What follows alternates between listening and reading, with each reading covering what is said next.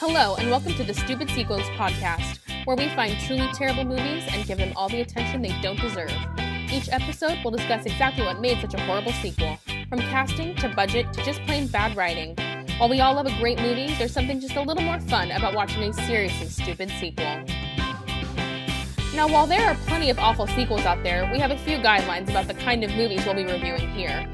We're talking about direct-to-video, made-for-TV, never appeared in a theater sequels. The ones the studios gave up on before they even started. This week, my guest is Audrey Bivens, and we will be discussing Little Mermaid 2, Return to the Sea, the sequel to Little Mermaid. How you doing? I am doing so well. Thank you for having me. Yay! We have been trying to do this for 2 years. This specific movie, even.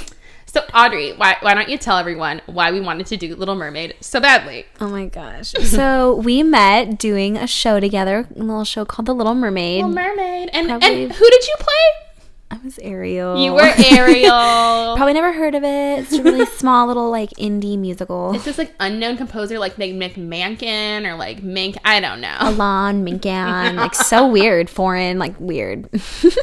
So, yeah, we met, like, 2 years ago doing The Little Mermaid. I was unnamed handmaid, and I helped you get wrapped in your towel every night. Oh, and yes. I never once dropped it on you. Never once. Kept me decent. Thank you. And so the whole time we were on the show, we're like, we have to do Little Mermaid. We have to do Little Mermaid. And we finally are fucking doing it. I'm so happy. Me too. Yay. So just to do some bare facts on the original and the sequel, as you guys know, I have already done the Little Mermaid prequel, which came out in 2008, Ariel's beginning, which is where we find out where her mom died, and nothing else in that story makes sense relevant to the canon. So this one came out in 2000. The original got a 93% on Rotten Tomatoes, and this sequel only got a 33%, which I feel is unfairly low. Like, it's bad, but it's not 33% bad. Yeah, it's bad, but, like, as a kid, I remember, like, thoroughly enjoying this, like, watching it every day. So I feel like when it's geared towards kids, like, any adult watching it's going to be like, this is bad. Another weird connection to, I'm not going to say the name of the place, the theater company where we both do shows. So when I was in, like, it must have been, like, Peter Pan or something, or it was Wizard of Oz, they would play a video backstage in the B cast room, and the entire run of the show, they played Little Mermaid 2.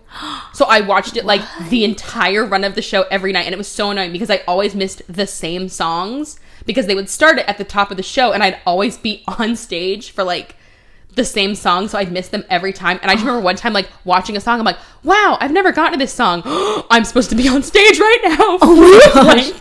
There's the cue. You probably have PTSD watching it again. I do, like, it was, like, literally, like, oh my god, I'm supposed to be on stage doing, like, the hand jive right now. Like, I don't know what show I was doing. Was it Bye Bye Birdie? I have no idea what show I was doing at the time, but I was like, oh, I remember, like, sitting in the green room watching this. So cute. And so the original came out in 1989 with a budget of $40 million, and it made $211 million at box office. Goddamn. Dang. And the sequel came out in 2000, also with a budget of $40 million. I'm like, I mean, I know it's like 10 years apart, but you had the same budget, and this is what you did? Ooh. Gross. I will say, props up to getting back a lot of the original cast for voice, because they got Jodie Benson as Ariel, Sebastian E. Wright as Sebastian, and Pat Carroll, who switched from being Ursula to Morgana. So, like, props for getting original voice actors back. Oh, yeah. I think the only different ones were Eric and Flounder, right? Yeah, and Flounder because he aged out. And, okay, the Eric one is weird, because in the original, that's played by a 16-year-old, but he just sounds really old for his age. And then they recast him, and they're like, it'd be one thing if you're like, oh, he doesn't sound as, like, he sounds too old now, but, like, you picked a young actor to sound, I don't know, what's weird. And then Melody is voiced by Tara Strong, who is literally my hero. She's everyone. She's Bubbles. She's Harley Quinn. She's Tommy Pickles. She's everyone. She's amazing. And she's Melody, and I love it. I loved her voice, too. She's so, like, because that's always the issue in, like, a sequel where it's, like, all the new characters. It's like, shut up. I hate you. And I'm like, you know, Melody's endearing. I like her. Oh, yeah. Like, her and, like, the animation would come and go. You could tell, like, and they ran out of money for this sequence right here. Because, the opening is pretty good. It's decent. But, I mean, in the original, they were, like, so insane to detail. Every single one of the bubbles had to be hand-drawn. Yeah. So they like sent it over to China and had like students hand draw all the bubbles for every frame. I did not know that. It was insane. And it happened in the middle of like the Chinese riots. So like when the like riot at Tiananmen Square was going down, like blocks away, there were hundreds of Chinese students drawing tiny bubbles. Sick. Disney. In the original, the director was Clements and Musker, who also did The Great Mouse Detective and also did Pocahontas and Treasure Planet. So like they're a pretty decent like directing team. Music, of course, by Alan Menken. It was starring Jodie Benson, Kenneth Mars, Buddy Hackett. Buddy Hackett also did the sequel.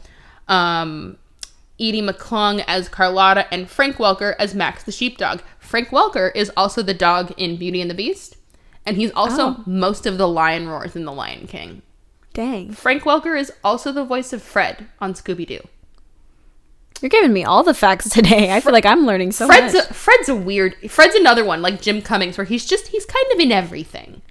The sequel was directed by Jim Cameron, who did Pocahontas 2, 101 Dalmatians 2, Tarzan 2, Fox and the Hound 2, the unreleased Aristocrats 2. So the sequels are kind of his jam. Yeah. And Brian Smith. It was written by Elizabeth Anderson, Temple Matthews, Elisa Hain, Eddie Gazulian, and the music is by Danny Trube, who did the music for Lady and the Tramp 2. So a lot of these people who worked on other Disney sequels.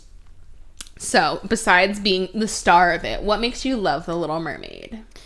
Honestly, it's one of those movies, we can franchise, fan base, all of it.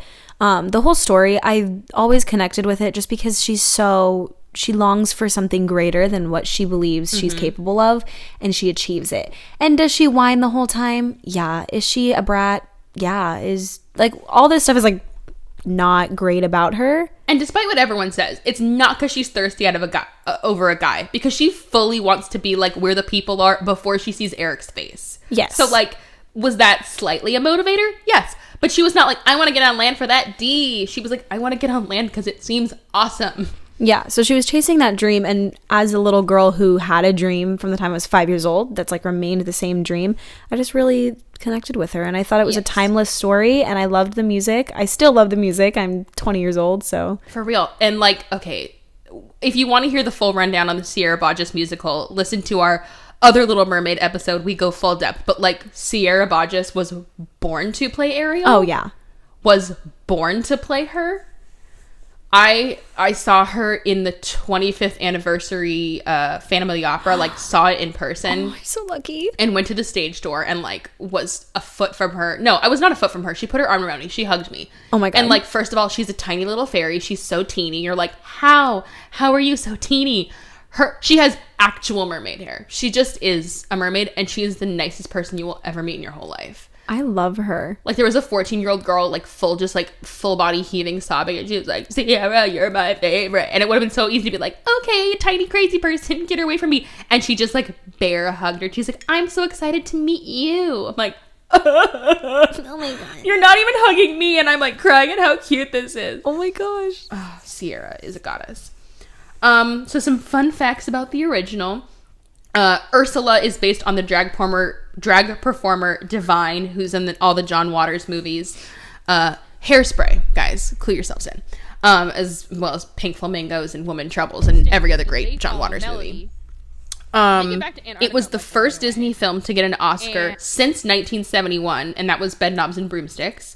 And Howard Ashman would like sing all the songs for the actors, so he could like, if this is like the tone we're going for.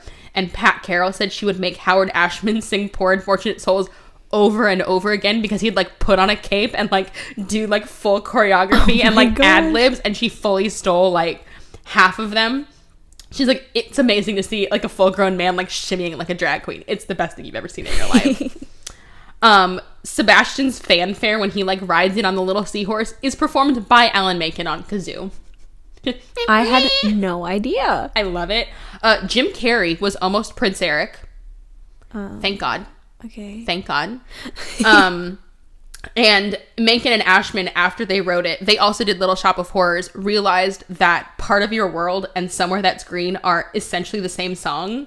So they nicknamed Part of Your World Somewhere That's Dry. Like, Oh my gosh. And honestly, if you listen to the chord progressions, you're like, they're exactly the same. Basically the same song. I want to be somewhere where I'm not. Somewhere that's better than where I am currently. That's basically the whole song. And the sequel, I have to say, in terms of like Disney sequels, because I've watched a couple by now, it's, in terms of like plot, not that stupid. Yeah. Because, like, okay, Fox and the Hound 2 makes no goddamn sense. Because at the end, it's like, well, we can still be friends forever. It's like, no, you can't. That's literally how the original ends. No, you can't. The point of this sequel is nothing. It's so dumb. Oh my gosh. But this one, it's just like, yeah, Ariel would have a fish out of water daughter who feels like a pull to the ocean and she doesn't know why. And, oh, God, it's perfect. It makes sense. And you can tell that Melody is Ariel's daughter. Yes. And I love, that's a whole And it's not just thing, Ariel with black hair. Like, they actually mashed up the two characters to create a new character looking at you, Tangled and Frozen. Uh-oh. Which, I'm sorry, Anna, Elsa, and Rapunzel are all the same goddamn face as their mothers. So, like, 5 women in the Disney canon with the same goddamn face. Same face, different hair. just slightly different hair. But yeah, I love Little Mermaid. I love it so much. So, are you ready to dive in? Oh, absolutely. So they kind of steal shot for shot the original opening with like the seagull flying in. Yep. And instead of cutting under the water to all the fishies and such, they cut to Melody's mobile of all the fishies and stuff. Melody is Ariel's daughter, in case you have not watched this movie. And if not, go on YouTube. It's right there. No, it's not. Go pay for it. Definitely, like I did. So they're celebrating Melody's birthday. Yeah, it's like a celebration of like, hey, there's a royal daughter. There's a royal bebe. And then there's this music that's just like Broadway meets Disney, but it's trying really hard. And it's not Mencken. It's not at all Mencken. And it's called Of the Land and Sea. And so it's like Eric is singing, Grimsby is singing. Okay, all of the sailors, this is important later, are singing. And then also all of the underwater mer people are like, we get to meet the land, baby. Hooray! We get to meet the land. And they have like a combined like party. Like they're on a boat, they're on the sea surface. It's really cool. Also, weird, interesting fact. At the end of Little Mermaid, like Triton is like, and rainbow. And the rainbow is reverse order in color. For no reason. Ooh. And in this one, he does a rainbow. He does it the right way. I'm like, you learned this time. Good job, Triton. And so Triton appears. He creates a rainbow. And he gives Melody a locket. It's a giant gold clamshell that has her name on it. You pop it open. There's a hologram. Mermaid technology is incredible. And it's like a little hologram of Atlantis and all the little mer people. And it plays, I think the song like out of this, like Back to the Sea or Sea and Land, like whatever the song is called. And it's very cute. And it's Atlantica, which is, it always bugged me that it's never Atlantis. It's Atlantica. It's Atlantica. I noticed that, and I almost thought it was a writing error. And he's not Poseidon, he's Triton. Like, it's like they wanted to steal the mythology, but not quite do it right. Which I'm like, but all that shit's public domain. So, like...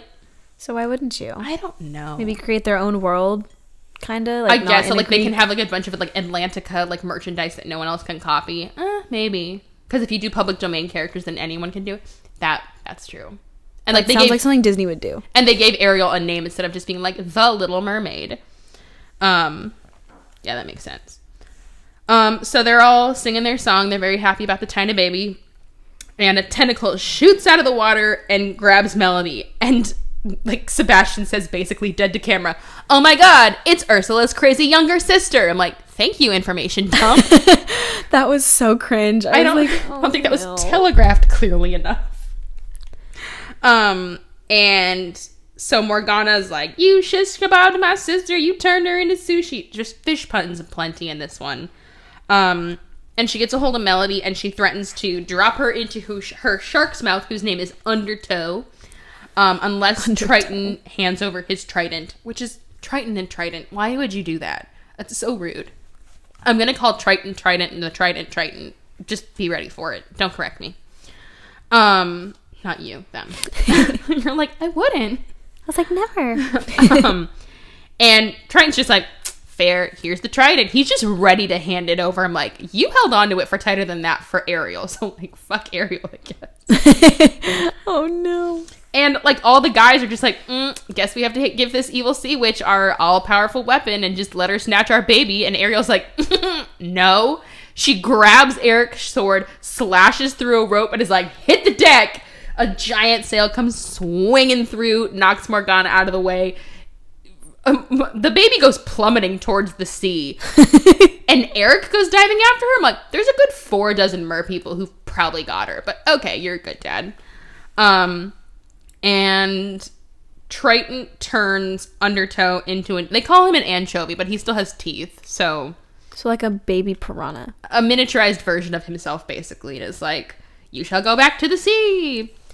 What I thought was interesting was that she came in so much like Maleficent. Mm-hmm. Like when I was watching it, I remember like as a kid watching Sleeping Beauty over and over again and watching Maleficent come in, and with her structure, like the way that she was animated. Yes. As well as just like her voice and like the manner in which she came in during a baby celebration. Like I was like, this is Maleficent. The little brat. Yeah. Okay, and something that got cut from the original Disney movie, which they brought back into the musical, is that Triton and Ursula are siblings. They're brother and sister. And something that's introduced in the musical is that they're like one of 7 siblings, or 8, because there's 7 girls and Triton's the baby. Mm-hmm. So when they're talking about like Ursula's the older sister, younger sister, they're not at all including Triton in that. In this movie, Triton is not related to them at all. They're just some sea witches who hate them. And I'm like, it's a little more interesting if like the 3 of y'all were raised together. So she feels inferior to both Ursula and Triton. But in the original, doesn't Ursula reference herself as Auntie Ursula? Because in the musical and I thought the original she did that. I think they do that, but like there were whole songs and scenes where like Triton and Ursula were like, you were always jealous of my power when we were siblings. Like it was way more clued in. I think that like Auntie was more like, I'm like someone you can look up female to. figure you can trust. Yeah. Gotcha. But no, she does call herself Auntie Ursula. But yeah, they don't touch on this at all, that like Triton knows Morgana as anything other than Ursula's sister. Mm-hmm. And so Morgana disappears in a whirlpool of tentacles with Undertow and her 2 stingrays who never get names. I'm like, Flotsam and Jetsam got names? Come on. And Triton just goes, well, we will not rest until that bad woman is stopped. I'm like, bad woman? Like that was the woman best insult? Like sea witch, terror, bad woman. Ooh, burn. The script was just, from the get-go, I was like, this script is very interesting. Like it was very like 1990s, early 2000s, like yes. Disney, where it's like, I'm gonna get what I want, but wait, I must be stopped. It's like, even the inflections of the voice actors, I was like, it was a lot of tell, don't show. It was like, I am going to jump off of this thing and get a thing for a thing. It's like, just do it. It's animation. It's not a radio show. You can see it. Yeah. And it was like, fish puns, got that down. Oh, yeah. Dialogue? Working on it. Working on it. And it's like, instead of like, and there was a lot of like, Melody's a weirdo. Isn't Melody weird? We hate how, like, everyone calls Melody a weirdo. And you don't really see it except for the 30 seconds at her party, which, like, wasn't her fault. Like, they're laughing at her long before she starts acting like a weirdo. We'll get there. We'll get there in a minute. So, all of the mer people have searched the ocean. They can't find Morgana. And Ariel decides, until she's found, Melody won't be safe in the ocean. Flounder's really sad. Triton's really sad. He's like, Sebastian, watch my land, baby. Watch my land, baby. Land, baby. And Ariel's like, Melody can't know about mer people or Atlantica or even you, Grandpa. And which is so extreme. She gives the locket back to Triton and, like, they leave. Okay, here's my issue. So at this point, the whole kingdom knows that Ariel was previously a fish person. Because, like, she very publicly, like, in a show of sparkles, like, comes onto the land and her, like, fish father gave her away. At this, like, birth ceremony thing, there's a bunch of just, like, rando sailors on the boat that, like, see the mer people celebration. Yeah. And they're like, Melody can never know about mer people. I'm like, the whole fucking country knows about mer people. Yeah. They have to. And, like, hey, Melody, just never go in the ocean and we'll never tell you why. Instead of like, Melody, you are royalty of the land and sea and someone wants to kill you. So like, be careful. Would maybe leave her safer? That's what I was thinking was like, obviously Triton tells Ariel like, you can never go up there in the original movie. Yeah. So wouldn't she have learned like, really didn't work for me. Like maybe I should just say like, hey, there's someone who's like literally murder you. Like you should probably be careful in the ocean. Or like, hey Melody, if you ever want to go in the ocean, call your like grandpa Triton. He'll like escort you around. It'll be kicking. Like let her have some protection in the water instead of just like swimming out there for no reason and not knowing she's in danger. Like, yeah. We'll never tell her about mer people. I was like, no. Yeah, and then she's like, there's a point where she like yells at her mom. She's like, you've never even been in the ocean. I'm like, they're a seafaring country, and Ariel's claiming she's never been in the ocean. Even if she was never a mermaid. Even if she's never a mermaid. I'm sorry, it's the 18th century. Your choices are like stare at a fire, stare at the sky, go swimming. Like, everyone has, I guarantee. Only witches go swimming. So they build this giant... Oh, and Triton just, like, drops the locket, sadly. Like, meh, meh. I'm like, maybe keep that as a memento? No, just drop it straight down in the water. So 12 years later, they have built this massive seawall. Okay, like that wouldn't fall down immediately. 15th century construction of a seawall, I'm sure. And Scuttle, as clumsy as ever, goes careening into a window. Which is now like a sad, like, oh, he's getting up there in years. Like, yeah, like, oh, I'm old. He's got, like, dementia. Oh, no. And Ariel is looking all over for Melody. She checks in on Carlotta, who's cleaning up for the party. She checks on Louis, who's making the birthday cake. And Sebastian is just palling around with Melody in the ocean. He's also very bad at being a snitch. Oh, yeah. Like, he snitched right away on Ariel when he found out. He's presumably let Melody do this for a while. Yeah. And it's just like, your mom would freak out. It's like, you're not just like, oh, I don't want to tell her because he'd be mad. It's like, hey, your daughter who like is being hunted by a sea witch goes in the ocean on the reg. Like, Sebastian, help her. When he doesn't tell Triton immediately about Ariel, and then Ariel gets in trouble with Ursula, then he should have learned his lesson. This is a repeated thing in this movie of like, wouldn't these characters know by now like how to handle this situation? Like, that's what makes the movie like not great. Mm-hmm. Like, and if it had been a thing of like, oh, you can't go in the ocean because there's a danger, and like Melody's like, I can take care of myself. Like, you can have all of the same plot points without the characters being stupid about repeating the same issue. But it's like, no. Mer people straight up don't exist. It's just stupid. Yeah, it doesn't make any sense. And it's part of her family. It's part of her family. I'm just like, sorry, Dad, you can never see your granddaughter ever again. And like, he has the power to transform mermaids into humans and vice versa. Like, can't Grandpa like once a year like turn into a human and like come up for Christmas from like the faraway land of somewhere Elsica? Like Norway? I don't know. It's not that hard. But no, you could just never see her again. Harsh, Ariel. That panned out so well for you. I also don't understand, because he literally has the trident, not Triton, trident. And he can obviously, he has the most power in the entire ocean. Yes. So why doesn't he defeat Morgana? I don't know. Because the whole point of this is like, if I get the trident, I can destroy Triton. That's like Morgana's thing. Yeah. It's like, okay, well, why couldn't can't he destroy you? And she's like, and they're like, we can't find her. But Morgana has like Melody tracking ability immediately. Without the trident. Yeah. And it's not using Ursula's magic, which she uses later on. It's using her own. So I'm like, what the? Like, okay, just like, oh, her power is more magical than her power, which is less magical than his. It's like, but why? Because of plot reason? I don't know. It annoys me when it's just like, he's more powerful because he is. Anyway. And it seems like Triton has no powers whatsoever without the trident. Mm-hmm. Whereas like Ursula and Morgana have maybe not necessarily magic, but like potion ability. Like, they can do something. I feel like they're probably more powerful than him. Like, yeah, you're the most powerful if you have the biggest sword. Like, I don't know. Congrats. You're cheating. So basically Sebastian is like, I'm too old for this shit to be watching teenagers. I should be retired. I should be playing sea golf. Wow, you really stretched that one. I should be sipping a tuna colada. I fucking hate this shit. And Melody's like, look, a dolphin. She tries to do like the mermaid hair flip, but she's got a ponytail in, so it doesn't work. You can't do that iconic hair flip in a ponytail, Melody. And she's swimming in her underwear, which is interesting. She just runs around in her underwear for a lot of the movie, which especially when they get to the ice, I'm like, she'd be dead. But okay.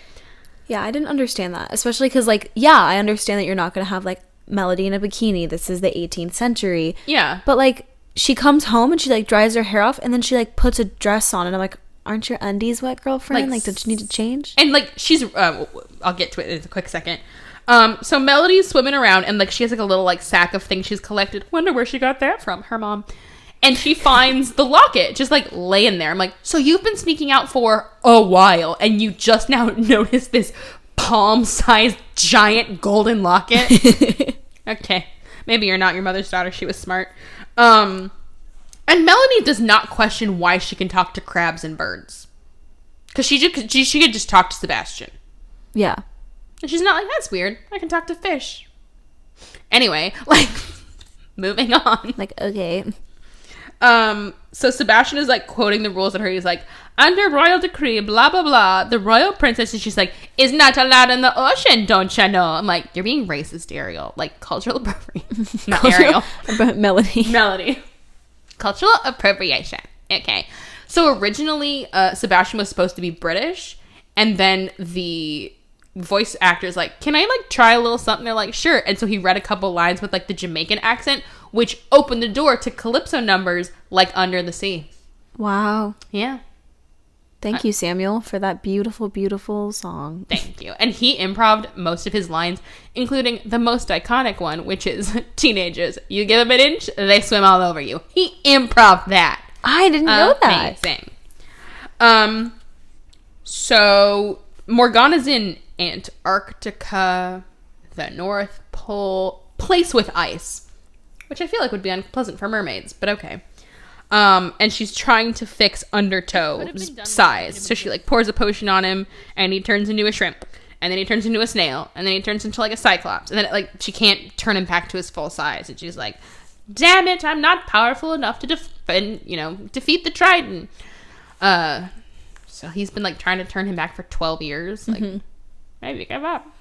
So meaning that Melody's probably like 12 at this point. So like younger than her mom was. And they constantly call her a teenager while explicitly saying she's 12. I'm like, make her 13. Yeah. It's a year's difference. It's a year's difference. And it would, like, adolescence, like, kicks in pretty much more at 13 than 12.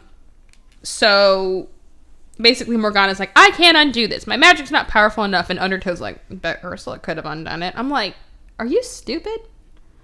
She's still a witch. She could, like, still, like, shish kebab you. Do you want to die? Like, suicide mission there. Yeah, and she's like, Mom always liked Ursula more. And she's like, why can't you be more like Ursula? And she, like, has, like, a dartboard of, like, Ursula's face that she, like, throws starfish at. I'm like, you hate her so much, you have a poster of her up in your room? Oh, yeah. Okay. The mom is a huge issue that she keeps coming back to the whole time. She's like, my mother didn't love me. I'm like, girl, what? Like, where are you coming from? Together. Ariel didn't have a mommy either, and she turned out just fine. So she somehow, like, her little, like, clamshell just, like, activates. Like, she doesn't, like, I wonder where Melody is. It just, like, turns on, and she's like, oh, Melody found the locket. I'm like, okay, so you could just track her out of what? Like, have you been watching her this whole time? Maybe Melody opened the locket. That's what I thought. Because she doesn't open it until she's with Ariel. Oh, you're right. It's still closed. So I'm like, is it because she touched the locket? Like, who knows? The locket started moving in a different pattern. It's like a Pirates of the Caribbean thing. Like, she touched the gold coin. The pirates are activated. Oh my God.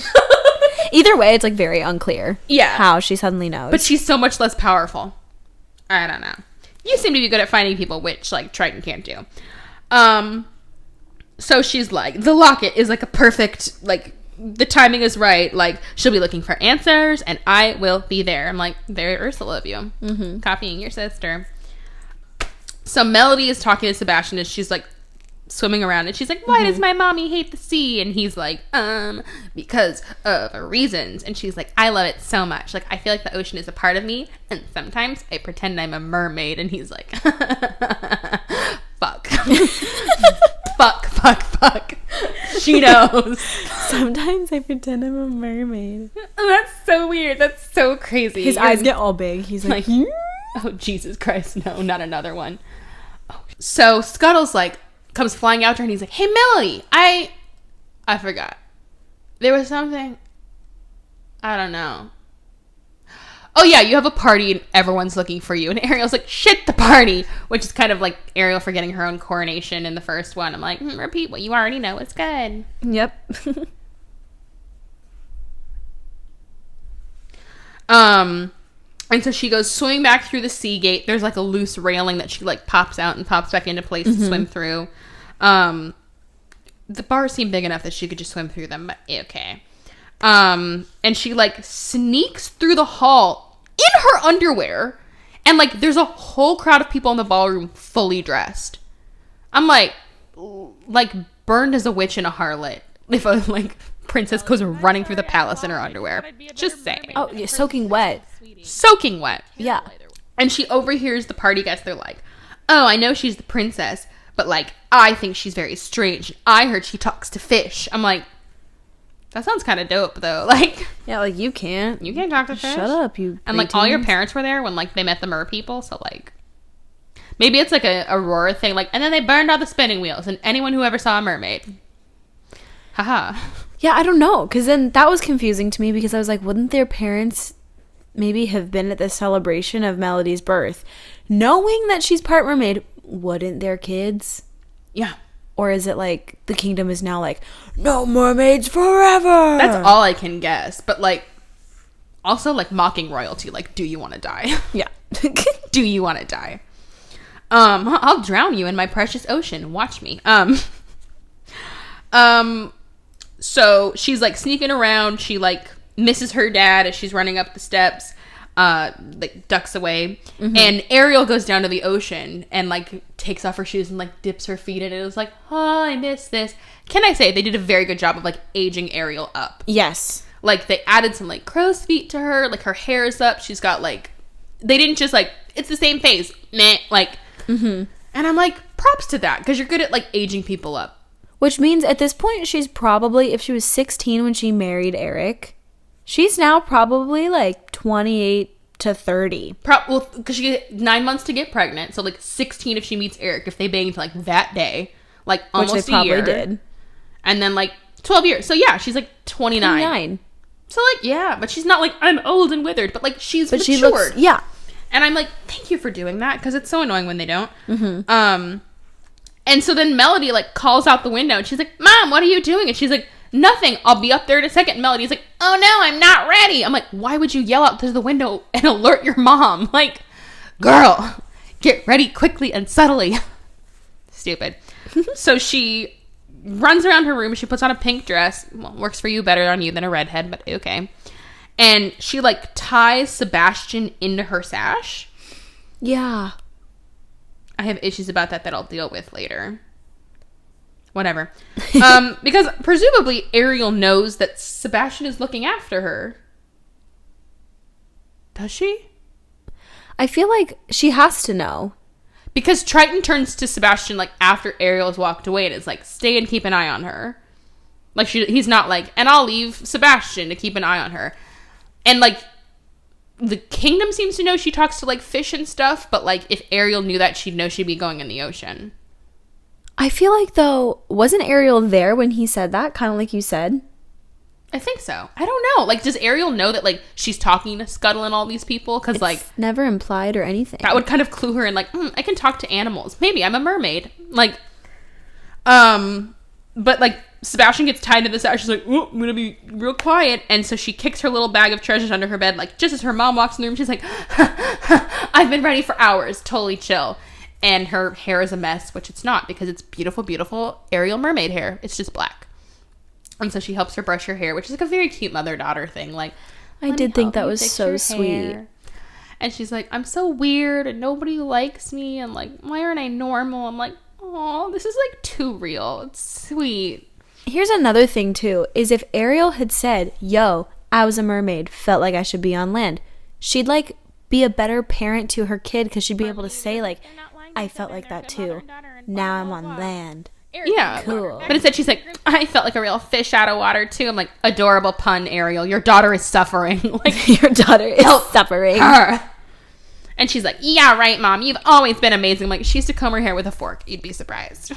You'd be surprised. She used to not speak to people. Say the word dinglehopper. Like, everyone will laugh. And yeah, that's the other thing, is even if people don't know that Ariel is a mermaid, they're like, so the prince found this girl who, like, couldn't talk. He paraded her through town. Everybody saw her. And all of a sudden, she's the queen, and now they can talk.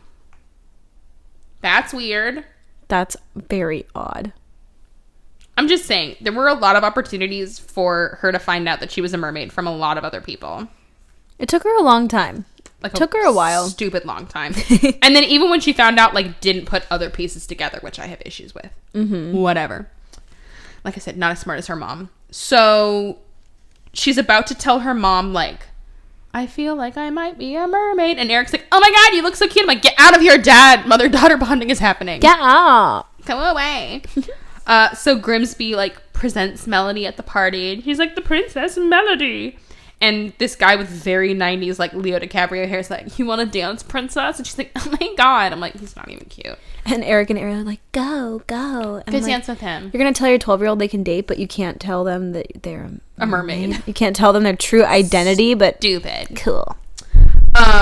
So they're dancing around. It's going very well. Melody's, like, holding her own. She's, like, struggling a little to dance, and then she's like, got the steps out and got it. And Sebastian, the little asshole, pinches the dude's finger. I'm like, Sebastian, what are you doing? Like, Melody's got it together, and you just fucked shit up for her. I don't get it. It made no sense. I was like, why are you trying to sabotage her? Yeah. Like, I don't know. And so he, like, flings the crab into the air. The crab, like, falls in a cake. And everyone starts laughing at Melody. I'm like, if anything, he's the weirdo. Like, he just started screaming in the middle of a dance. Yeah.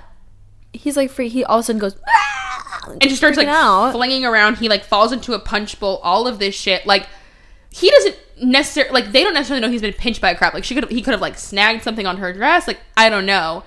And everyone starts laughing at Melody before she runs over and starts talking to a crab. Yeah. And I'm like, how is she the weirdo in this situation? Even if there was, like, a crab that had crawled on her dress, that's not her fault. Like, why are you yelling at her? And, like, okay, to be fair, when she starts, like, talking to a crab in the middle of a party, everyone's like, what the fuck? Okay, yeah, that's a little strange. Now we can That's a little her. weird. But Ariel isn't like, Sebastian, the fuck? Like, so everyone's laughing at her, and she, like, runs away instead of, like, going all Carrie style and killing them all. Would have been cooler. So Melody pulls the full, I'm gonna collapse into my bed and cry. I'm so sad, so very, very sad. Like every other Disney princess literally ever on the face of Disney history.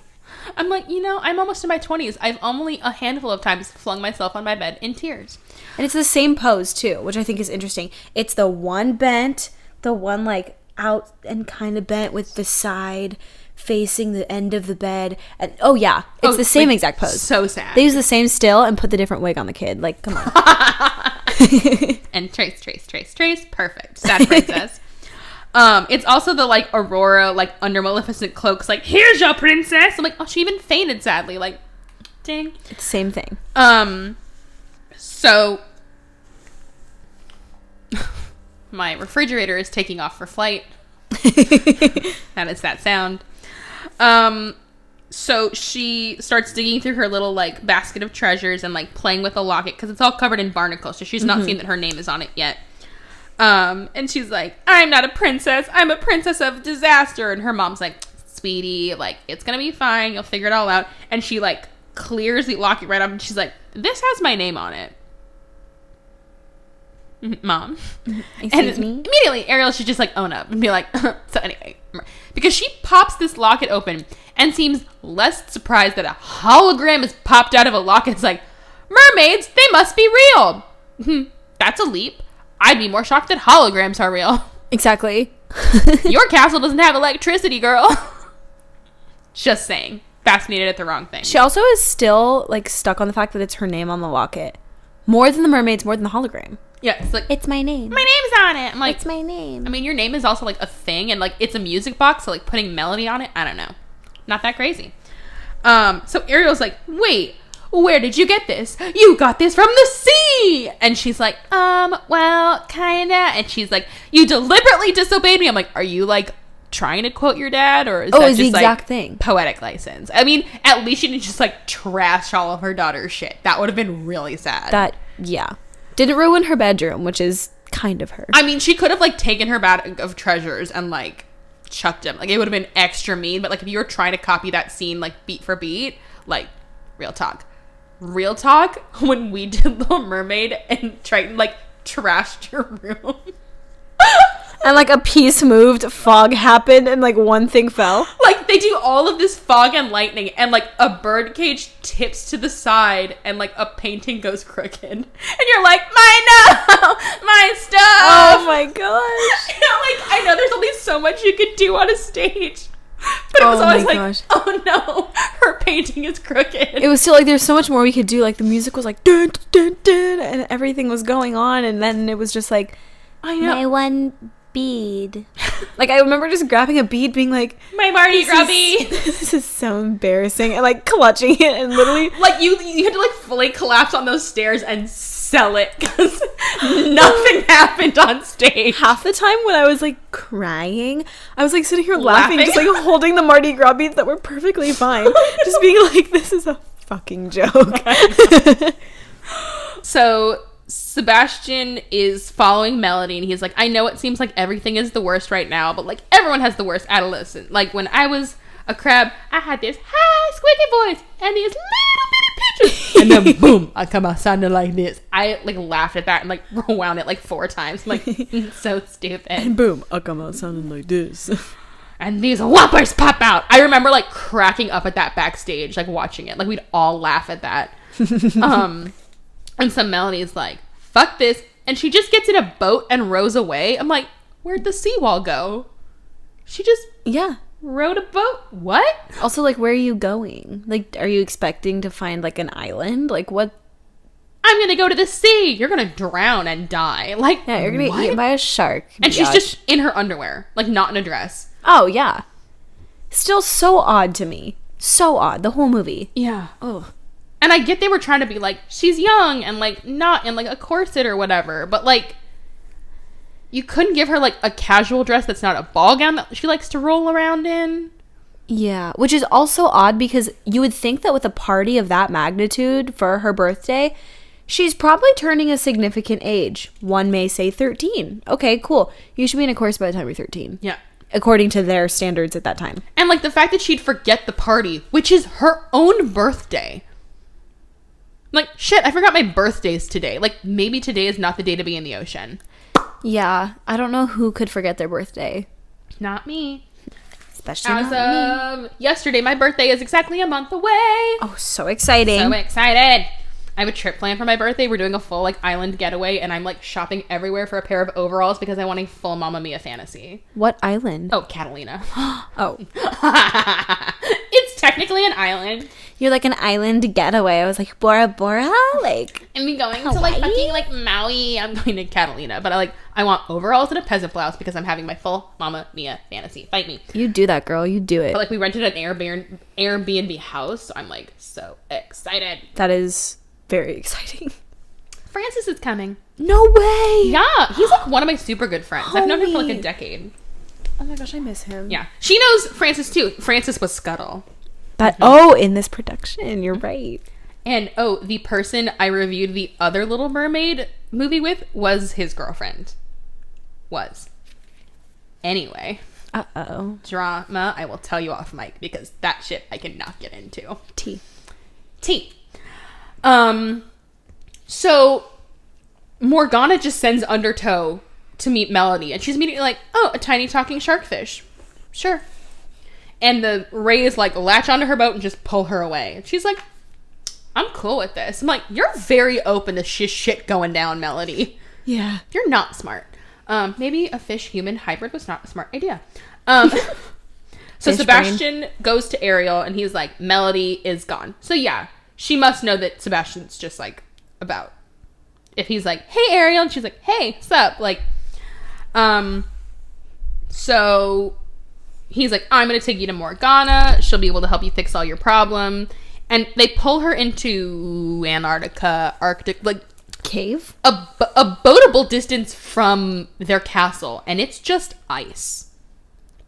Yeah. That's also very confusing because they're in Denmark, according to the old tale. Yeah. So they're close enough to where it's like, okay, Antarctica, like, I understand. But that ain't like a 10-minute boat ride. That's like would a they be day. Near Iceland if they're in Denmark? I don't think so. And Iceland is green. Or it's Greenland that's ice. Yeah. But like, fun fact. I know things. There's my fun fact. You have all these fun facts. Don't even start. I'm like, I feel like stupid. Okay, but like literally if they're in Denmark, they're near places that are like cold. But like Norway's freaking cold. Yeah. Like Norway on a high is like, oh my gosh, 50 degrees, it's summer. But it's not like again, not a swimmable distance.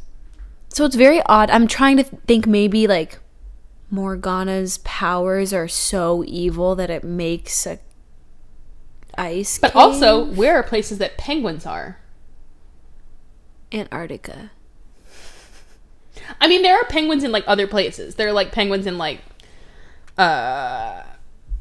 island places that are like weird. But no, these are like Arctic penguins. Island penguins. No, there are. They're super I picture cute. penguins with like hula skirts on and like drinking some kind of pina colada when you're like island penguins. Island penguins. But it's really weird. You can like see them like on a beach, just like tropical penguins. Like it's the weirdest thing. What? Yeah, that's so weird. There's a place called Penguin Island in Australia. Maybe that's where they went. They went to Australia. Mm-hmm. Anyway, but like it has to be a place where like penguins are, but it's also frozen, but also like a boatable distance away.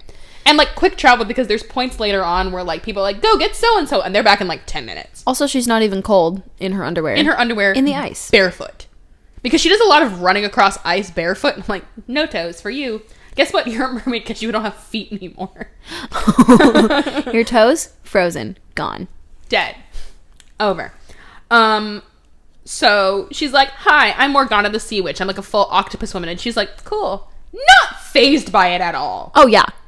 Melody just rolls with the punches. She's like, talking fish, evil stingrays, I'm in the Arctic, talking octopus witch woman. Cool. Real chill. And so she's like, tell me about the locket. And she's like, it's yours. Mermaids are real. Killer. And she's like, you're something better than human. You are, like, deep in your soul are a mermaid, and I can turn you into one. And she's like, you can? And she pulls out a glass bottle with just, like, Ursula's face on it. And Undertow's like, Ursula's magic. I'm like, it's bottleable? You can bottle an intangible thing? And also, like, when did you get it? Because she, like, was, like, stabbed and exploded by a lightning strike. So, like, did you siphon it off her corpse? Maybe she found, like, a part of her tentacle and ground it up. I don't know. But she puts, like, literally a drop on Melody's feet. And, like, it full transforms her into a mermaid. Oh, yeah. And Undertow's like, you've been trying to turn me back to regular size for 12 years. And he's like, she was like, I was saving it for a special occasion. I'm like, it literally took a drop. And you have a whole ass bottle of it. Yeah. And I thought that was going to be a plot point later on that, like, the whole bottle got smashed. And so she needed more. Nope, doesn't. And Melody has a red tail, which I'm like, okay, with her coloring, I guess it's good. A little green bow on her underwear top. And so she lets out her like perfect Pat Carroll Ursula laugh, and she's like, you're a little mermaid. I'm like, Pat Carroll, I love you. And it just like transforms her lower half, and just like she has her undershirt and like her little tail. Yeah, she's got no, like, her shells are non-existent. Pop on her clam shells, which happens later on to another person. We'll get there. So Ariel is talking to her dad. She's just like, yo, Triton, haven't seen you in 12 years. How you doing? My daughter's missing. Would have been nice to see you before that. And Eric is like, oh, look on the land. Eric, she's not on land, but thanks for trying, sweetie. Yeah, like, what do you expect? And so Triton's like, you know the water's better than anyone. I should turn you back into a mermaid so you can look. And she's like, okay. And this is what pisses me off. So Ariel's in her full, like, cute blue and white date dress that she was in. No, not blue and white date dress. She's in, like, her ball gown, like, I'm mature Ariel ball gown. Mm-hmm. And she's got her hair up in a bun, and she's got these, like, dangly earrings and everything. And her dad transforms her, and it just de-ages her. She just goes immediately back to, like, 16-year-old Ariel face and body. Oh, you right. And, like, her earrings disappear, her hair flows down, and her clamshell bra just, like, pops out of nowhere. I'm like, so the transformation does have the clamshell, like, built in, or what? Like, I wish they'd left, like, mature Ariel. Yeah. But they don't. They make her look young again, which I'm like... Maybe have her hair at least still stay up. Like, Also, there's no way you look like that after having a kid. No. Sorry. She's got, like, cottage cheese stomach. Yeah, seriously. It's like, where's the line where the C-section happened? Like, I'm confused. Like, Under the C-section. Under the C-section. Oh, no. Ariel keeps it tight. She does Bowflex. Gross. So, Melody is swimming around getting used to her tail. And she sings Here I Am. That freaking song, yeah. It's no part of your world. It's no beyond my wildest dreams. Which I have to say, of all of the songs they added to the musical, is, like, not my favorite. Beyond My Wildest Dreams? Uh-huh. Wow. It's just a patter song, which, like, doesn't fit with the rest of the musical. Yeah, it's... Well, because Alan Menken still wrote it. Yes, he did. But it's, like, so Broadway, where everything else is so Disney. Yes. And, like, everything that Ariel sings is so, like, melodic. That sounds so stupid. But, like, everything Ariel sings is because, like, I am a beautiful mermaid with this beautiful singing voice. And Beyond My Wildest Dreams is, first of all, sung inside her head because she's lost her voice at this point. And it's like... It's so just, like, flat patter song. It doesn't fit with the other songs that Ariel sings. Which is so funny because I looked at that as kind of the way her mind works. Because Ariel, you have to be kind of stupid. You do. To be that much of a brat and to be that, like, but daddy, I wanna. Yeah. Like, come on. Like, you're dumb. Yeah. And, like... I mean, it was, like, one of my favorite songs in the show because, like, it's when I got to have a mic on and, like, have a solo. Heck yeah. Got to wrap Audrey in a towel like a boss. It's just, like, I feel like that beat is what happens in her head all the time. Like, she's probably just, like, you know? And then, like, the rest of them, it's like, I'm a pretty mermaid. And then you get inside her head and it's all this, like, yeah. But it still doesn't fit in the musical or in her repertoire. And also just, like, in vocabulary, like, the way that Ariel sings Part of Your World is, like, very... like childlike and simple, and then like Beyond My Wildest Dreams is like all of this like alliteration and like tongue twistery shit, which like dazzling, dazing, utterly amazing, and you're like, what? That's not how she talks. Like that's why it doesn't sound like Ariel. Like that's why like the song itself is fine. It feels like it doesn't fit in the show. It's just like information dump. Here's what she's thinking. Here's what's going on in her mind. Agreed. It's just a lot. And then just like all of the maids being like, she's weird, she's strange. The prince just like picked Miranda off the street. Okay, like the song is just like, here's all the information that you need. But better than this song, I have to say, her Here I Am song. So it cuts back and forth between Ariel and Melody singing it. Ariel being like, oh my god, I miss the ocean, and Melody's like, holy fuck, I have a tail. Like she's so excited. Like the first half of the song is Melody literally getting used to like turning left and right and swimming backward and forward. I'm like, I mean, swimming is swimming, bitch. Like, it's not that hard. It's not that hard. Put on a flipper. There you did. And like there's some line where it's like my feet are inside one big sock. I'm like, oh no, my feet are inside one big slipper. Yeah. And it's like something so, and I'm like, what kind of line is that? First of all, what kind of slippers are you wearing, girl? That's not what slippers are like. What does being a mermaid feel like? Like your feet are shoved inside one slipper. What is that exact lyric? Because it's something dip or something big slipper. Get a grip. Get a hang of this flipper. It's like slipping too weight into one big fat slipper. It's such a stupid line. Yeah, it's the same with the melody. Like the melodies of all of these songs, I can't remember a single one. No. And I've just watched it. The only one that sticks in my brain is Daring Dash Adventure Such Explorers. Not any other part of that song. Just like the chorus of that song sticks in my brain. But yeah, none of these songs even vaguely stand up to the original at all, which I'm sorry, like Menken's impossible to imitate. So Melody's like, oh my god, Morgana, this is the best thing of my life. And Morgana's like fake crying. She's like, oh babe, did you think this was like forever? No, this lasts for unspecified amount of time because we can't have a real countdown. And she's like, the only thing that could turn you into a mermaid permanently is a trident.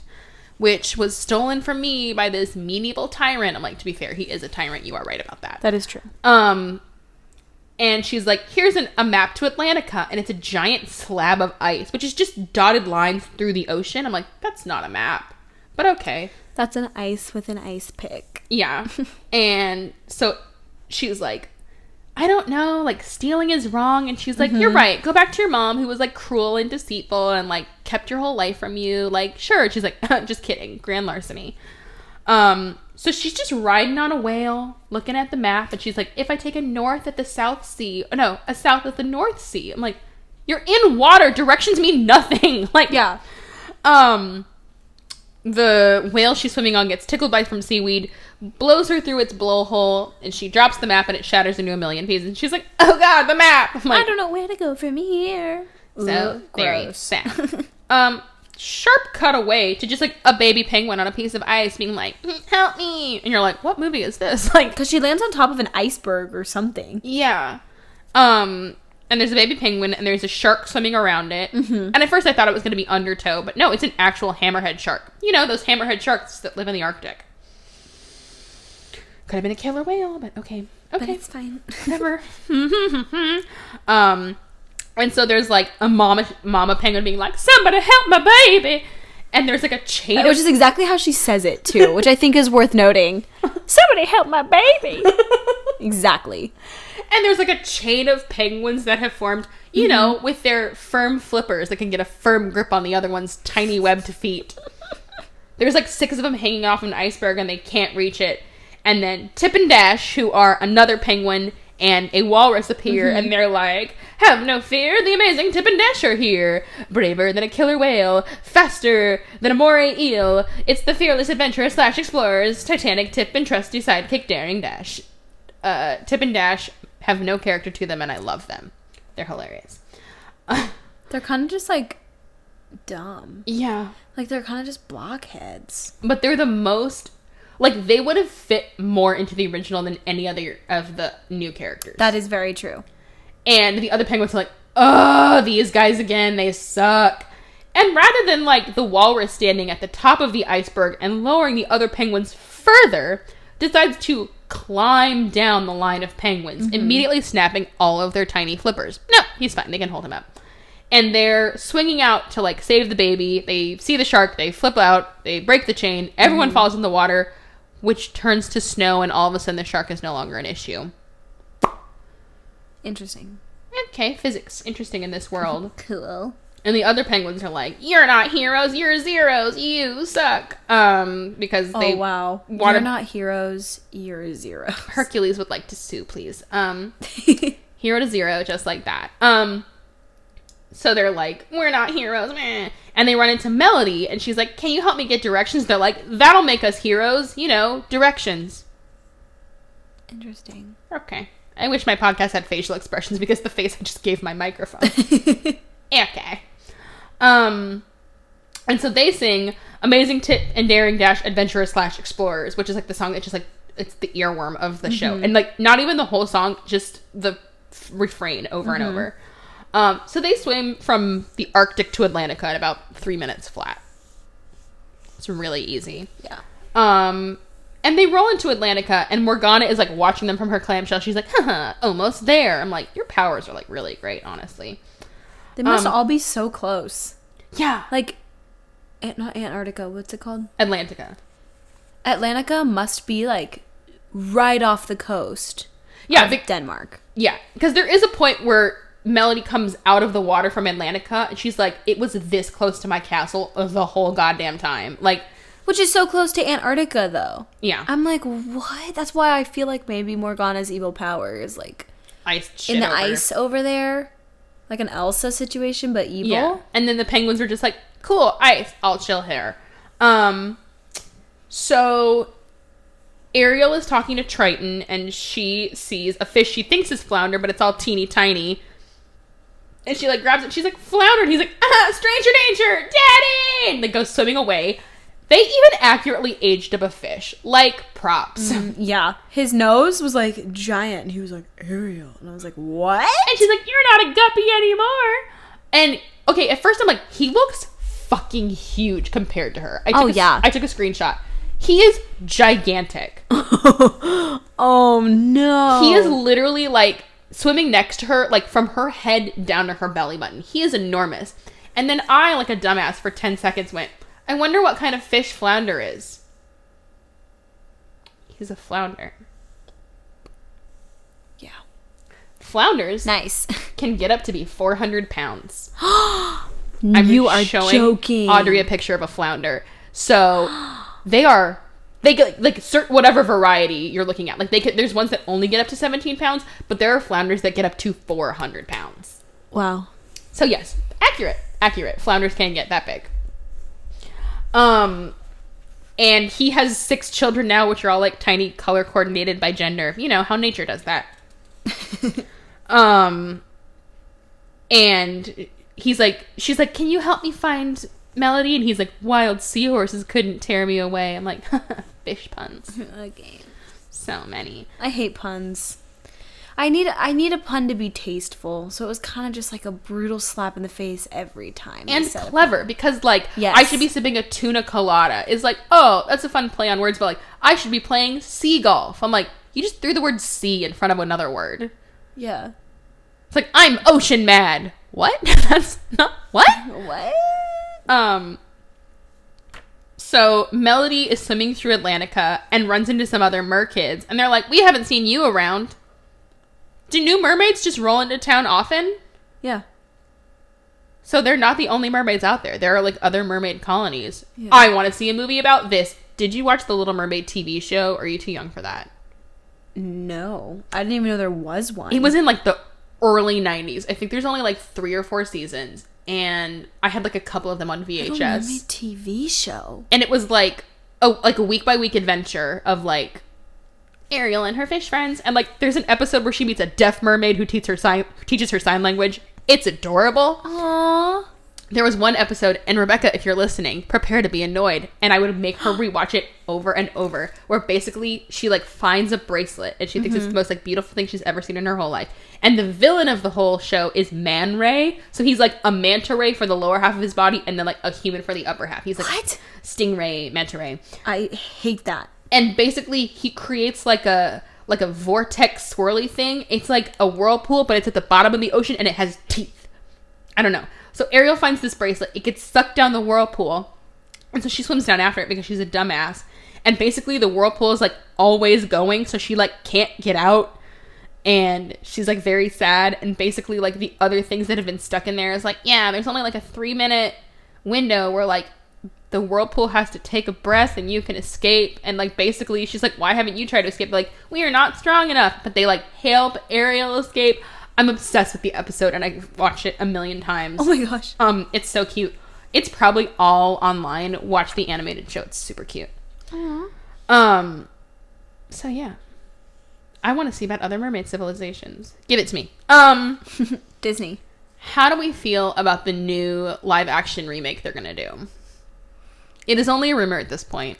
I decided that it wasn't a thing. I decided not to think about it. I decided not to accept it. Because I wanted to be excited for it. But then I saw Beauty and the Beast and I'm like, oh. Yeah, that's okay. like a huge thing now is like, let's live action. It's like, these are classic cartoons. Yeah. That are cartoons for a reason. Like Disney released live actions and cartoons at the same time. Yeah. So why are you making live actions of classic cartoons? And I mean, I think the worst part about it was that Ariana Grande is like rumored to play Ariel.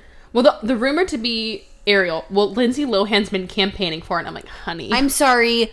No. You're too old. I don't want to yell too loud into the microphone. You're good. Like, no. Little baby, like, Parent Trap age Lindsay Lohan would have been down. Cool. As Melody would have even been great. Yeah, but too old now, honey. And, like, you're kind of fucked up and you lost your fingertip in a boating accident. Like, you are a mess, sweetie. I'm sorry, wait, what? My favorite thing to tell people. And you lost your fingertip in a boating accident? Lindsay Lohan lost a finger last year and nobody talks about it. A finger? Like, from here down. Like, she was on a boat in Mykonos because she lives in Greece now. And basically, she had her hand on the railing of the boat. And her boat, like, banged against another boat. And her fingertip got lost. Is she a real person? Like, seriously. You know she has her own TV show again about, like, the nightclub she owns in Greece. What are you talking about? Are you not watching it? It's amazing. I think Time to go record right now. See you later. I think it's on E, and it's called like Summer Club or like Summer House, and it's a nightclub she owns. Honestly, every time I read like an interview of her, I'm like, we ruined her. It's not her fault, but she's not helping herself. I see like a picture of her like cracked out with like all of her Botox, and she's like, got my nightclubs, and she's on Ellen. I'm like, oh, or the whole thing where she tried to like kidnap those children in the Middle East speaking a made-up language. What? You know so much about her life that I have never heard of. So basically the rules for like paparazzi and like journalist stalking are super, super strict in like the United Emirates and Abu Dhabi. So she's like, I'm gonna go there. And I'm like, nobody cares about you, but okay. And so she'll just like pop on like Snapchat or like Instagram Live and like make videos of her. And like she was like, I'm converting to being a Muslim and all of this stuff, which I'm like, you know what? People change religions all the time. It's fair. And like the thing is, a lot of people were making fun of her of like changing to Muslim, and like she's wearing like the head covering scarf and all this stuff. And I was like, she's crazy. I'm like, if she was converting to Catholicism, would you feel this way? Kind of feels racist. Oh. No, but like you're freaked out because she's converting to being a Muslim. Oh, it was the premise of the fact that it was Muslim, not that it was a religion. Yeah. Because I was going to say, what was she before? Nothing. So is it like converting, or is it... Yeah, but like if she was either like, way. I want to become Jewish, or I want to become Catholic, or like a Christian, people would be like, oh, that's kind of weird, but it's like, she's becoming a Muslim. She's gone crazy. I'm like, it's a beautiful religion, but okay. So she converted, and she was living in Abu Dhabi, and she would just like post like videos of her like, look at the scenery, look at this stuff, isn't it gorgeous? And also like donating a ton of like charity. Mm-hmm. And so there's a video of her, and it's like really late at night, and there's like a mom and like 2 kids sitting on the street. And she's like, oh my God, your children are beautiful. And she's saying it in English. And then like, she knows like 3 or 4 words. So she'd just be like, beautiful, beautiful. And the woman's like, yes, like my kids are beautiful. And so she'd be like, I want to give you money. And she was like, thank you so much. And then she's like, I have a whole hotel room and a suite. Do you guys want to come? And the woman like, and she's half saying it in English and half saying it in like a made up language, which sounds vaguely correct, but like, it'd be like if I was speaking French and I'd be like, like, that's not French. It's French sounding nonsense. Yeah. And so basically she then just grabs each of the kids and starts trying to pull them with her. And the mom is freaking out. Like, this random woman has started like grabbing my children and pulling them away after telling me she's going to take them to a hotel room. And she's like, no, I want to help your children. I want to bring them to my hotel. And she's like running through the streets with these children, and the mom is chasing after her screaming. Eventually they run by like the dad or just a man, and he like snatches the kids out of Lindsay Lohan's hand, thankfully, and like starts yelling at her. And I think he like hits her on the arm to get her to let go of the kids. Mm-hmm. And then she starts screaming that these children are being sex trafficked and this man has attacked her, and she was trying to save them. It's the most wild thing you've ever seen in your life. How much crack was she on at this point? I don't know. And like the video is 3 minutes long. Like it happens in the course of like a minute. 3 minutes? Everyone go online and watch it. It's insane. Dang. So anyway, probably not going to play Ariel. And the third person who's rumored to be Ariel is Zendaya. And I'm like, oh, yes! I could get behind that. I could. Anyone that's not Sierra. My favorite thing is like... mermaids can't be black. I'm like, you're right. A black mermaid. Who would believe that? Who said that? Racists. Oh. I mean, it's the same people who are like, Spider-Man can't be black. I'm like... yes, he can. I think it was like Donald Glover, and they're like, that's just not realistic. He goes, I'm sorry. You think there's not a black kid in Brooklyn who lives with his aunt and uncle who's into comic books and photography? Okay. Yeah, riddle me that. Fuckers. But then the other person, they're like, how about Bella Thorne? I'm like, are you just suggesting redheads? Because like that's not like they can change that. Bella It's Thorne okay. would be bad. Yeah, she would show up to set like high as shit on meth or whatever the fuck she's on nowadays. I feel like once every 10 years Disney has to sacrifice a redhead. Like, Lindsay, Bella. So that Zendaya can live, we sacrifice a Bella Thorne. So that Hilary Duff can succeed, we sacrifice Lindsay Lohan. Oh like, my gosh. It's just every 10 years they sacrifice a redhead. It was Haley Mills a while back. Oh no. Oh god.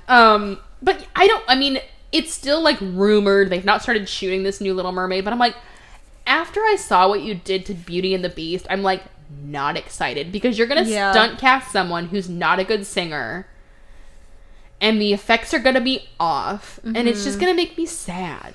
Yeah, with Beauty and the Beast, I literally I was like, I'm gonna give it a shot. I watched it in theaters. I tried to watch it, and I didn't pay money to see it in theaters. I was like, I'm gonna wait till it comes out. It's Netflix. I was like, cool. Click on it, and then like the or whatever the heck happens. She crossed the bridge and goes, "Little town," and I literally, it was so bad. I pressed pause, turned off my TV, and rolled over and went to bed. That is not an exaggeration. Oh my god! From Little Town, I was like, this is done. It's over. The only part of Beauty and the Beast that I was like, gave me the same like childhood like heart glow was Be Our Guest, because it's like it's all like CGI, which like you have to do, but like just like the spectacle of it was like, wow. But they cut back to Belle, and it's so clear that she's in a room staring at a green screen, because like literally there's like 5,000 candlesticks and things, and she's like, I don't know where my eyes are supposed to be focusing. Like, she's just so clearly like, I'm seeing something. Yeah.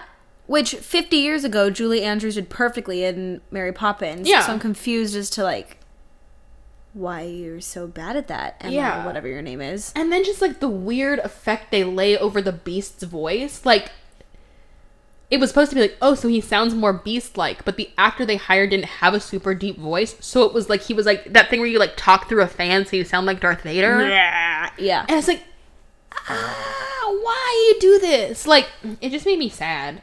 And like Little Mermaid is so iconic. I'm like, if I watch part of your world and my heart doesn't glow, you've done it wrong. Like, like you can literally see Sierra Bodge like standing in the Today Show set. Like, you could just see like the crowds of people behind her in the window, but she's in the clamshell bra with the wig, and you're like, oh my gosh, like, it's Ariel. Yeah. Cast Sierra Bodges. There you go. She's ageless. That's what I would say. Even if she's like 40. How old is she now? Like 37? I don't know. Whatever. She's a goddess forever, and I love her. Better than Lindsay Lohan. So... And I will just say, when Ariel runs into the mermaids, bravo for multi-ethnic mermaids. Yes. There's an Asian mermaid. I'm like, good job, fellas. Which there was really none of that in the original. No. They were all just very white. Do you watch Star Kid at all? No. So they do like a Harry Potter musical and like all those like... Oh, okay. So they have one called Twisted. So it's basically like the Wicked version for Jafar. Mm-hmm. And there's this whole part that's... They literally are like Jafar's like, and I walk through the town... waking up to hear, fuck you, fuck you, fuck you, fuck you, fuck you. And it's bonjour, but everyone's telling Jafar to fuck off. And they're like, everything that's going bad in the kingdom is because of Jafar's fault. And so they're all singing, they're like, why is there not enough to eat? Why are there no shoes on my feet? Why does the sun go down at night? And one person goes, why is everyone in the kingdom white? Oh, that... We should work on... Yeah. Back to the song. It's so funny because basically Star Kid's like, we know we have a lot of white people. We're working on it. But like he says it and like the whole cast is like, ugh. Like, it's so funny. It's like the opening number. I'm going to make you watch it when we're done recording. Yes. And then you're going to go home and watch it, and it's adorable. Amazing. So, but multi-ethnic mermaids in The Little Mermaid. Anyway, so she's like stuttering. She's like, my name's Mel. And they're like, Mel, nice to meet you. I'm like, I don't know why she had to have a fake name because it's never addressed later on. Except for that everyone's looking for Melody. But like, well, we're looking for a human named Melody and there's a mermaid named Melody here. Like, probably wouldn't put two and two together. Yeah. Anyway, so Melody sneaks into the throne room, which is completely deserted. And she like hides under a tablecloth where they're making dinner. And she sees the trident. It's just in the middle of the room. And I'm like, anyone could snatch it. But we find out later that not anyone could. But anyway, it just looks like it's just sitting there. Yeah, he kind of just abandons it right away. Yeah. And so the merfolk are like setting up dinner. And Triton rolls in. He's like, we don't have time for fucking dinner. We're looking for little Melody. And they're like, sorry. And he like knocks the table sideways and like classic Triton rage. And... So Tip and Dash go like hide under the table and Melody like sneaks into a bush in a plant. She's like, he looks strangely familiar. I'm like, he's your grandpa. He looks like you. And here's the thing that bugs me. And I know they're doing it to be like, it's so she doesn't know. But like a little seahorse comes in and he's like, Triton, your daughter has returned. Which one? He has 7. But it's so he doesn't say Ariel. But yeah, he has 7 daughters. Like, Ariel is just one of, but it's so he doesn't say Ariel and Melody. He's like, my mom? Why are her aunts not looking for her? Yeah. The other mermaids never pop up like, we'll find our niece Ariel. Or Melody. Ariel. Probably. So Melody is like hesitating to steal the trident, but ultimately just like snatches it out of its podium and goes swimming away. Ariel and Triton come swimming in like right behind her. They're like, the trident is missing. They're like, how is the trident missing? Because only someone from your bloodline could steal it. And they're like, and Melody like dropped the locket in the process of stealing the thing. They're like, Melody was here. They're like, but how? Because they're deep underwater and they do not know Melody is a mermaid. And they are less surprised by this. But instantly Triton's like, Morgana. I'm like, wow, you put that together real quick. Good job. Yeah. So Tip and Dash are swimming away. They're like, we got to get out of here because he's going to fucking freak if he sees you have his trident. At this point, they have run out of money for animation because it takes a deep nosedive. Mm-hmm. Like, literally in this scene. It's like, and we stopped caring. Yep. Like, someone had to meet a deadline. Noticeably gets worse. Yeah. So the trident is missing, and so Ariel sees the rays swimming away, like, after Melody, which Morgana has sent them to, like, she's already on your errand, girl, and, like, you can watch her through your clamshell. Why do you also need to send the stingrays? I don't know.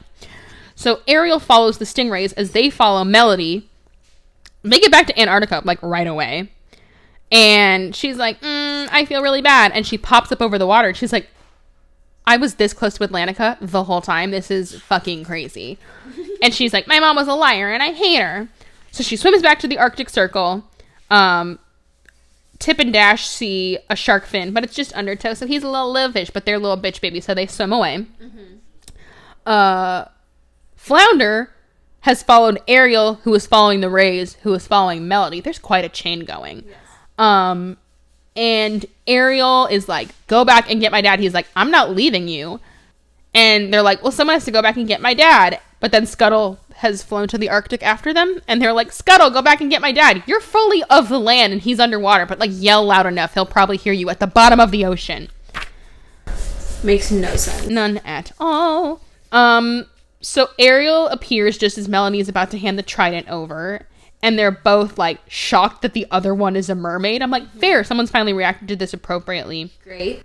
Flounder and Undertow are, like, facing off, like, fish versus fish. Ba-na-ba-na. And they're playing, like, the part of your world music underneath, like, oh, no, what's gonna happen? I'm like, part of your world isn't weird as, like, a tension-filled fight song. But yes. Good try. Trying to sneak the good songs in. Figuring it out. And she's like, Morgana says Ariel's always been a liar, and Ariel's like, I did this to protect you, and Melody hands over the trident because she's a stupid little child. What a brat. Like, that's just like her, like, honestly, Ariel deserved it for being such a little shit to her dad. Yeah, and immediately as soon as she gets the trident, she's like, Melody, you're a dumb fuck. Your mom was trying to protect you from me. Idiot. I'm like, hide your hand a little bit shorter. Like, maybe get a full mermaid on your side, but no. And she's like, and you stole this from your own grandfather. And she's like, grandfather? I'm like, why is this the biggest shock to you in this whole thing is that Triton is your... Whatever. Like, she's surprised by all of the wrong things. Like, this magical hologram locket has my name on it? Okay. It's a fucking monogram. Hologram, monogram. Ha ha! I hate myself. You're amazing. So Tip and Dash is like, we're losers, we're cowards. And Tip's like, you know what? We gotta save Melody. Because they see, like, all this magic shit going down in the cave. Morgana's like, I am now queen of the 7 seas. Fuck all y'all. She has all the green magic, which is classic Disney. When anything's evil, it's green. It's green or purple. And Scuttle rolls up with Eric on a boat. I'm like, it takes a while to, like, set up a boat. And, like, you can't make a boat go faster. Like, how far away are they? Wait. Purple and green is Ariel's colors. I mean, she's a little bitch. And it's the staple evil colors of Disney. Ariel's the villain. Of her own story. So Morgana... No, I just can't read my own handwriting. So yeah, Scuttle sails in with Eric. Have no idea how they got there so quickly. And Morgana brings down an iceberg on the whole boat. Everyone lives, though, because this is Disney. Yep. And nobody's parents are on the boat. Only parents die. Triton rolls in with all the mer soldiers. And... the mer soldiers kill me. Mer soldiers. We have no expressions and we all look the same. Copy paste animation. And he's like, I'm gonna get you. She's like, you don't have the trident. What are you gonna do? Throw a crab at me? I laughed a little bit. Like, for real, what are you gonna do? I love that Triton doesn't ever swim. He just always has that like tiny like fountain pushing him around. Yes. Like, I'm always flexing my abs above the water. That's like his power. Like, congrats, you have a fountain. I have an ab fountain. Sebastian is chasing Undertow when Morgana finally transforms him back to full size, which he's been whining about the second the Triton was in view. He's like, so make me bigger, so make me larger. So make me big, so make me big. Please, please, please, please. So she finally turns him back and like immediately flounders like, oh, fuck. The rays pull Eric underwater. Morgana has got her shit in order. She's like, it's going down. She's had 12 years to plan for this. Yes. So. And she's like, I have evil minions. But Sebastian like pinches the rays and like gets them all like tangled up in an icicle. So Tip and Dash are going back in the cave to try and save Melody. And Melody is trapped in an ice cave. Morgana pushes her in and seals her in. And she's like, by the way, the spell that made you a mermaid's about to wear off. So you about to drown. I'm like, that's fucking dark. Yeah. Especially, like, drowning is my number one, like, worst way to die. It's a mentality. Horrible way to go. Like, just fucking suffocate. They said, like, sailors would, like, lie and be like, oh, no, when you drown, it just feels like you're being wrapped in a warm blanket, da-da-da-da. So, like, other sailors wouldn't freak out, and they're like, it's the worst way to go. Yeah. It feels like just the panic of almost drowning is the worst. I almost drowned one time. I got caught in a riptide. And, like, literally, I was, like, every time I would try to push my head above water, it would, like, push me back down again. And I literally, like, on my elbows, like, had to army crawl back to shore. It's terrifying.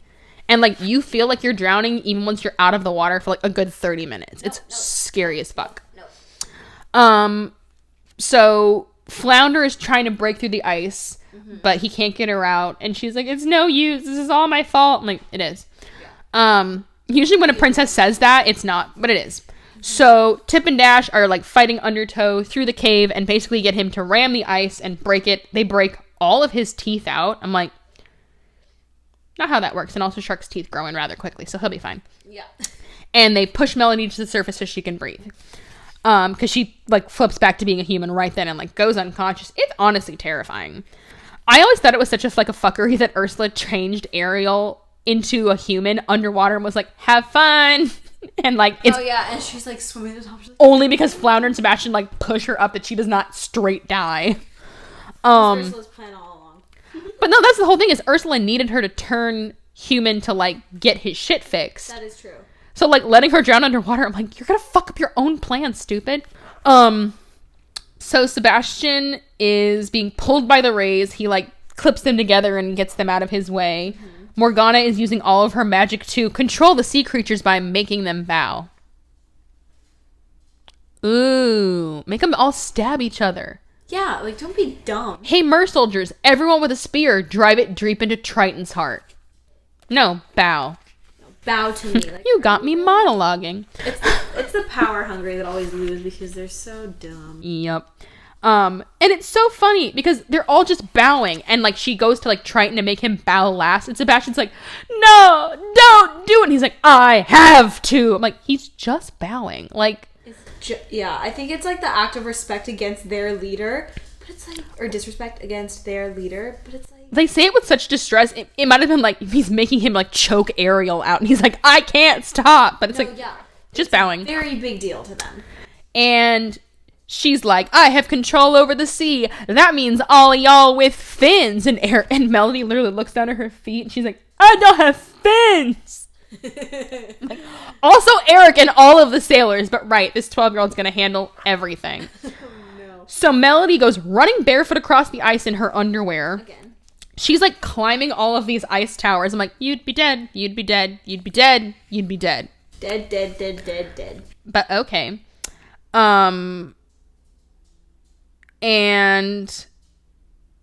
literally Morgana yells to the sky like, are you proud of me now, Mom? I'm like, oh, you made it sad. Like, it keeps going back around to the fact that she was just an underappreciated child. And I was like, mommy issues. Really... Yeah.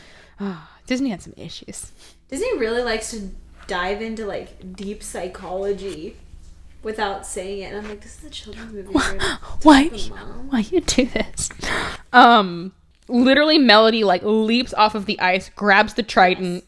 Morgana just shoves her off. I'm like, best move, just shove her. Don't use magic. Don't like, just shove a small child off a rock. But luckily the walrus like dives underneath her and like cushions her with the blubber. Go walrus. So she throws the trident to Triton and he traps Morgana in a block of ice and he's like, you're gonna be trapped forever. And then the ice sinks. And I have questions about that. Because ice, like, floats. And it, like, sinks and, like, the poster of Ursula follows her? Like, what? So dramatic. Like, that's what I'm saying. Like, Disney is so dramatic. And also, like, he's not trapping her in ice forever. He's leaving her to drown/starve, which is, like, vicious. Yeah. Oh, 100%. It's weird because maybe it's because it's like a person or like a weighted thing in the ice that it's sinking. Yeah, but maybe. It doesn't make sense with physics, I feel like. But like icebergs float and they're fucking huge. Yeah, and icebergs float and you can stand on them and like put things on them. And like she's just like the size of like, I don't know, an octopus. Like a person octopus. Yeah. And the block of ice is just the size of her. I feel like she'd sink. Yeah, I'm confused. Or she'd float. So Eric is carrying Melody to Ariel and Ariel's like, I'm sorry, I was a liar. And Melody's like, I'm sorry, I lied. I just thought I'd be a better mermaid than a person. She's like, oh, sweetie, you're terrible either way. Sweetie, you suck. You're just a bad thing. It doesn't matter if you have feet or not. Gosh. So, but she's like, no, we love you either way, and we'll be so proud of you. And she's like, but I want to hug my grandpa. I'm like, you're really latching on to your grandpa real quick. Yeah, so Triton, apropos of nothing, goes, Melody, for your bravery, I'm going to offer you something. I can turn you into a mermaid and you can live with me forever. And Ariel and Eric are like, run this by us. Run this by us. Excuse me. Like, how about you can have like summers in Atlantica? But he's like, no, just come live with me forever. And Melody's like, I have a better idea, which is possibly the only time she's right. And she's like, bring down the fucking seawall and we can all like live together in harmony. Bring down the seawall and everyone's like, oh, that's a smart idea. So stupid. Dumbasses. So they re-sing Land and like Here on the Land and Sea. Yes. But like upbeat and calypso version now because Sebastian's singing it. Ariel's in her like same date dress from like the first movie. I'm like, oh, you still fit in it. Good job, girl. Oh my gosh. Eric's rocking the same outfit the whole fucking movie. Oh yeah. I don't have suits. Never. Ariel invites the snobby kids from her party to jump into the ocean. They just jump in full ball gowns. Melody is now swimming in a ball gown. I'm like, so you can swim in a ball gown now. Okay. It's a cute little like yellow dress though. I liked it. She kind of looked like Jane because it had like the white collar and it was yellow. Oh my God. I liked it. And Ariel and Melody can now sing together in harmony because like they're not lying to each other and they're a good mother and daughter and blah blah blah blah. Eric is in the water. Max pushes in Grimsby. Carlotta's in the water. Melody runs into the cute 90s merman from earlier. Yay, we're all happy. Another rainbow. And it's over. Yeah. End of story. End of story. So like there's definitely like points that don't fit, but unlike a lot of the musicals, I feel like the story was not stupid. Yeah. It could have been done well if it had been given time. Character motivation was poor, but the story itself was very good. And I feel like it's because like direct-to-video movies always have to be like shorter than real movies that they like eliminated a lot of logic to like cut down timing. Yes. But and yeah. Kids aren't logical. No. Like when you're targeting your audience to be anywhere from 4 to 12 years old. Yeah. They're not gonna care. And something that I've theorized through the course of this podcast is the reason we don't get so many of these direct-to-video sequels anymore is like A, because they're terrible, and B, because before like Netflix and Yelp and Yahoo, it used to be you and your 7-year-old would roll through the grocery store and they'd be like, Mommy, a new Little Mermaid video. And there was no like, does this movie suck? Google. Yeah. And so you'd buy it and it wasn't until you'd paid for it and got home that you're like, this is awful. Yeah, this is the worst movie known to man. So now because like the internet exists, they can't just like print this and have like 4 million kids purchase VHSs of it before they realize it sucks. So that's why they release it to Netflix and like streaming, where people can watch it or not watch it, but they just have to get someone to buy the rights to it. Did you hear about Frozen 2? I have mixed feelings about it. Oh my god. Because I'm like, I don't need another Frozen 2. But then the trailer looked like really good. Disney might have turned around and figured out how to do a sequel. Maybe. I mean, that's the thing, is Pixar can do a sequel. Minus Cars.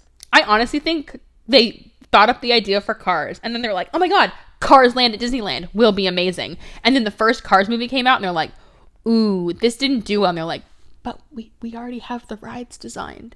Cars 2, maybe they'll like this one. And everyone's like, no, we don't like it. They're like, but we already started building Cars 3. And everyone's like, stop. Like, but they'd already like built it. No. Which, it's funny because I'm a pass holder. And I feel like other pass holders that I go to Disney with love the land. They love the ride. The land is better than any of the movies. Seriously. And so everybody's like, oh my gosh, like Cars Land. Like, oh my god. And it's like, great. But like, I honestly think they designed the land and then wrote a movie and like didn't put enough effort into the second. But like, that would make sense. Yeah. I don't know. I do not know. But yeah, all in all, like, not one of the more miserable Disney sequels to watch, because there's some of the ones I review on here I'm like, never need to watch that again. And I'm like, I'll probably watch this when I'm like sick one day and like I need nostalgia. So do you have your favorite quote from the original movie that you love? Oh my gosh, favorite quote from the original. It can be a lyric. You're like, the entirety of Part of Your World, which I will sing now. No, I'm not warm. I will do mine, just to give you time. So mine is Sebastian's. I mentioned it earlier, but it's teenagers. They think they know everything. You give them an inch, they swim all over you. Makes me laugh, like, Honestly, to this day. I can't recall any exact lines. There's some good Ursula lines. All the Ursula body language, just everything. But I think I used that as my quote for the last one, so. Yeah. Probably Part of Your World. They almost cut that from the movie. I know. They're like, it's long and it's slow and kids will hate it. And like, I honestly think the movie would have not succeeded without Part of Your World. Because just every girl went, I feel that way. Like, probably, honestly, actually, now that I think about it, I would probably say, what is the word? Life is just better down where it's wetter. Take it from me.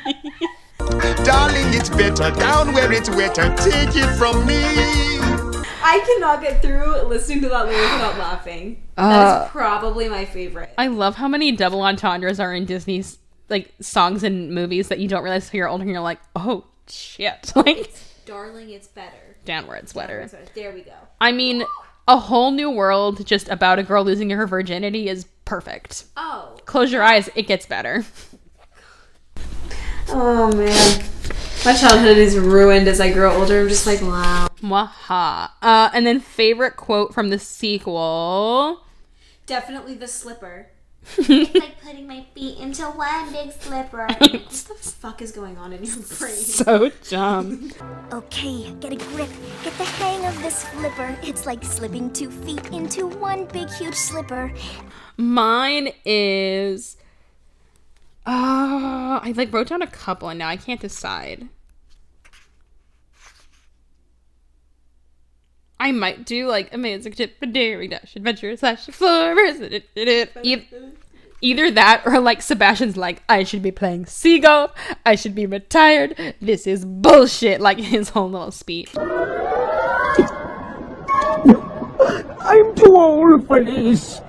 A girl my age should be retired. Getting a tan. Playing sea golf. Sipping a tuna colada. Yay! But Little Mermaid, we finally, after 2 years, recorded the episode. Garrett, you're still supposed to record Mean Girls 2 with me. Garrett! I know. We had a date all set up, and then he got mono. And we've never rescheduled. Hey, I had mono for 6 months, and I did a show. Take that, Garrett. Yeah, fuck you, Garrett. Come on, Garrett. Fuck you, Garrett. I miss him. Fully have not talked to him since Little Mermaid. You're joking. You're joking. He's also like 16 and I'm 26. I think he's 18. Now. Now. I, as a 24-year-old, was not going to track down a 16-year-old. But where can people find you online? Oh, wow. If you want them to. Absolutely. You can find me at Audrey Bivens on Instagram. I post nothing but pictures of Disneyland. And Yay! and that's it. And whatever show I'm doing. Twitter, same handle, at Audrey Bivens. I'll put a link in the description. Amazing. And on Facebook as Audrey, I think I'm Audrey Rose on Facebook. Yeah. And of course you can find us on, I almost said Netflix, on Twitter, Instagram, Facebook. All the links are in the description. And like I discussed with, I almost called you Melody. Well, and you're Melody. As I discussed with Audrey, like the Little Mermaid TV show, and I know a bunch of you guys in the comments are being like, why don't you review that? Go to my Patreon, and if I get some Patreons, then I will. All those things that you ask me to review that I say don't fit in the thing, I will if you add to my Patreon. It's just like $5. Show me you love me. So we've got a bunch more episodes lined up for the year, but I will see you all next month. Bye! Thanks so much for listening to the Stupid Sequels podcast. Please subscribe and review so everyone can find us on iTunes. You can find us on Twitter at StupidSequels2 or email us at stupidsequelspodcast@gmail.com. Every episode is made possible by our sound engineer, Francis Gacod. Our logo was designed by Nicole Wiseman at Wise Shots, and you can find me online at Callie Blair on Twitter and pretty much everywhere else. And remember, even though these movies are stupid, deep down, we really love them.